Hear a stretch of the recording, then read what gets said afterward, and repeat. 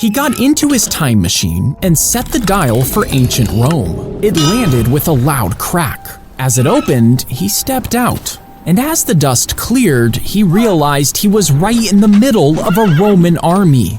A soldier grabbed his arm, but he managed to pull out of his grasp, leaving behind his watch.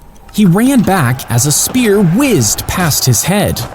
He punched his return coordinates. The machine landed in silence. As it opened, he saw nothing but gray skies and dead trees. Behind him was a city in ruins. A massive statue was half buried in the ash. It was an emperor, with one arm reaching out of the ground, and on the wrist was a watch. His watch. In the street ahead, he saw a crushed warhead casing, with his watch etched into its side. You see, the soldier had kept it that day. Roman engineers took it apart. They studied its gears, its strange metals, its hidden power. They cracked the battery. They discovered energy, built machines, and forged weapons far beyond their time. They advanced too far, too fast. He ran to the machine to go retrieve the watch, but the spear had torn a massive hole, meaning he was stuck in a timeline that never should have existed, all because of his watch. Poop dropped on the assassin as he waited beneath the toilet, ready to attack. He had climbed up the toilet chute, which emptied outside the castle walls, unnoticed by any guards. And he waited silently until the Duke sat down to relieve himself. At that moment, the assassin lunged his spear straight into the Duke's butt, and he slowly bled for days before finally dying.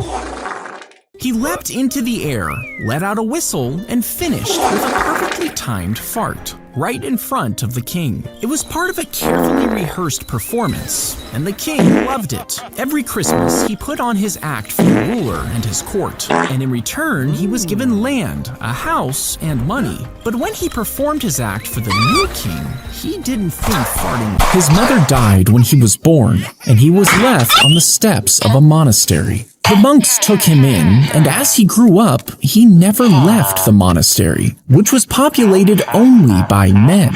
You see, for 800 years, women had been outlawed there, and since the monk never left, he only ever saw other men. For the next 82 years, he never saw a female face, and when he died, he was given a special burial as the only man to have never seen a woman. A single drop would fall, hitting the prisoner's forehead. Then another falls, and another. But the prisoner is strapped down, completely unable to move. And the drops keep coming, always landing in the exact same spot. As hours pass, the skin becomes raw, and each drop stings. They fall slowly, around one every few seconds. But the tap would shut off at random intervals, leaving the prisoner anxiously waiting for the next drop, slowly losing their minds.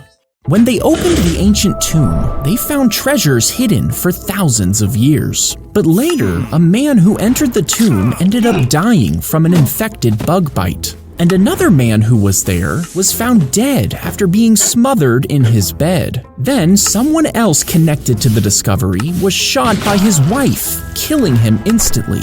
In total, 8 people present when the tomb was opened died in strange ways in the years that followed. Panic spread among the explorers as they wondered who was next.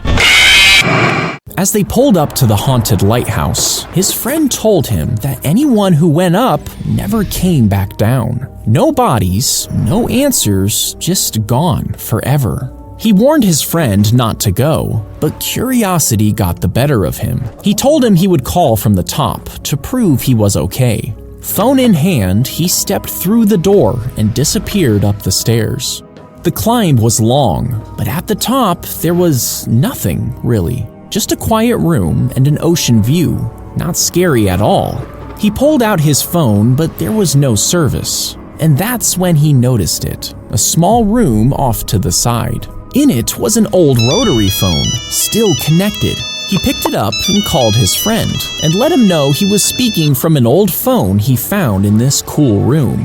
The friend froze. There was no phone or room in this lighthouse. He circled the base, looked up, and saw him standing on an old rotting plank, holding his cell phone. A gust of wind came hard off the sea. The call cut out, and only the lighthouse remained.